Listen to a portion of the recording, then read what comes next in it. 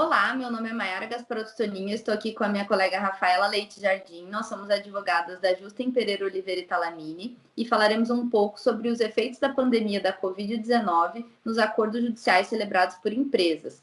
O nosso objetivo é expor algumas possíveis soluções para eventual dificuldade ou impedimento de cumprimento de um acordo judicial em razão da pandemia ou de algum de seus efeitos.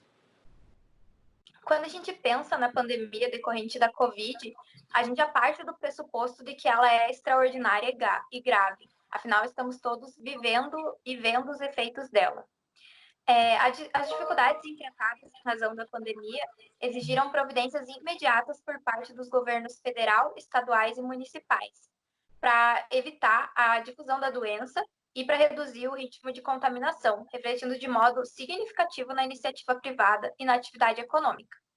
Praticamente todos os estados brasileiros decretaram quarentena, e isso impactou diretamente nas atividades de empresas, que tiveram seu funcionamento impedido por atos públicos.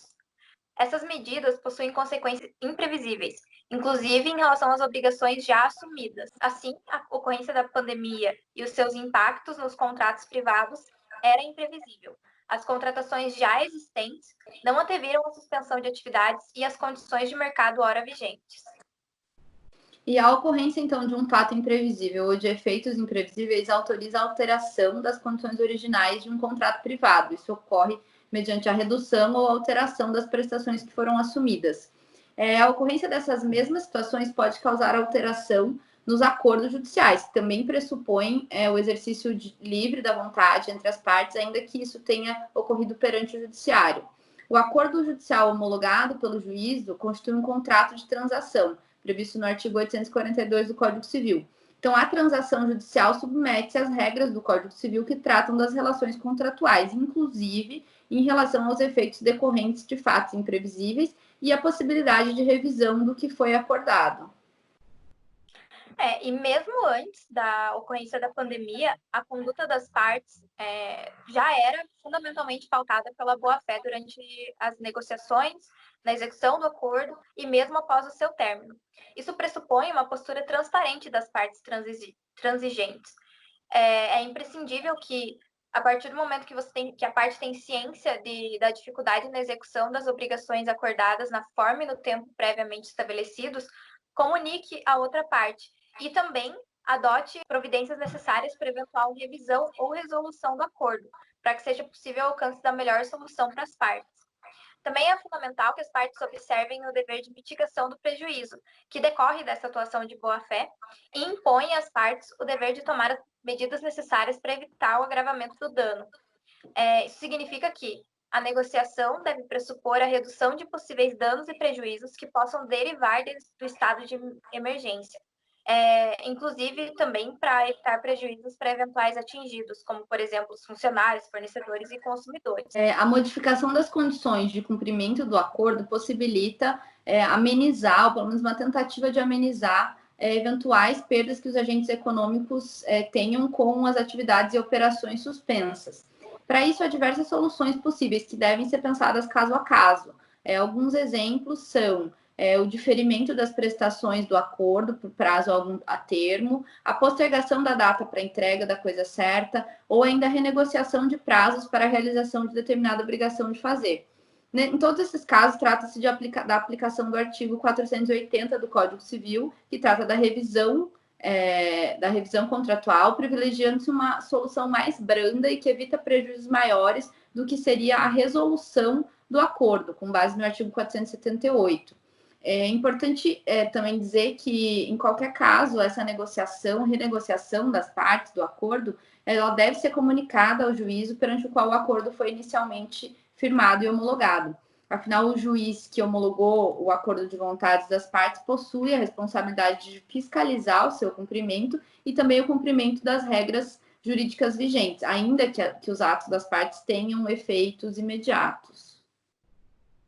Isso, e caso as partes não cheguem a um consenso, é possível requerer a excepcional revisão judicial dos termos do acordo, em razão da excessiva onerosidade das prestações. O CPC já previu essa possibilidade de revisão de sentença que tratou de relação jurídica de trato continuado, quando sobrevier modificação no estado de fato e de direito. Essa previsão está no artigo 505, inciso 1 do CPC. No entanto, é preciso pontuar que a alteração dos contratos judiciais, dos acordos judiciais, é exceção. A revisão e resolução contratual tem sempre caráter excepcional, inclusive em face da liberdade contratual. As obrigações assumidas pelas partes nos acordos judiciais permanecem exigíveis durante a crise sanitária decorrente da pandemia e só poderão ser modificados se os efeitos decorrentes forem prejudiciais a uma ou a todas as partes, de forma extraordinária e sempre que demonstrados os danos, sob pena de causar consequências jurídicas nas relações contratuais e judiciais.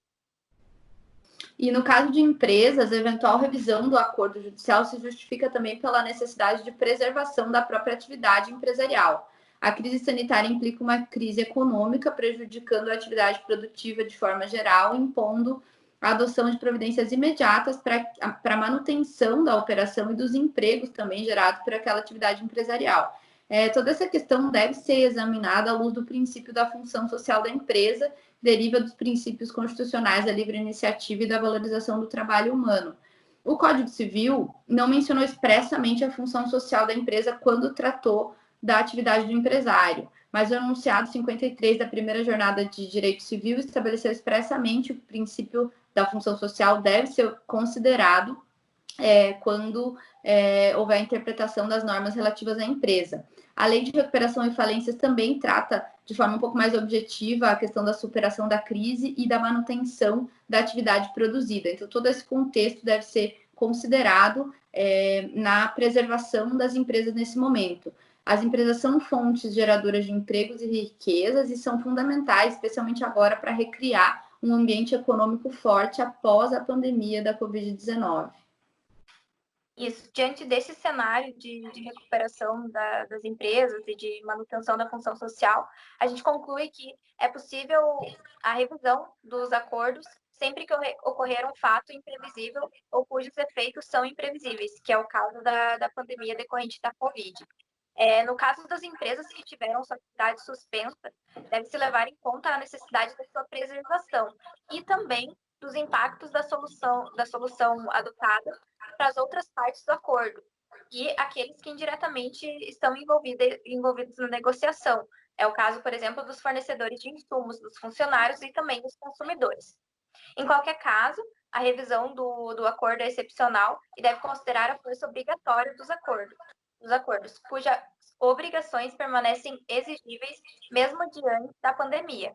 Os acordos judiciais somente poderão ser revistos se os efeitos decorrentes do estado de emergência forem prejudiciais a uma ou mais partes de forma extraordinária e desde que comprovados os danos, sob pena de causar grave insegurança jurídica.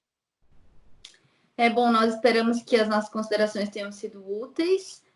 Muito obrigada pela atenção. Obrigada.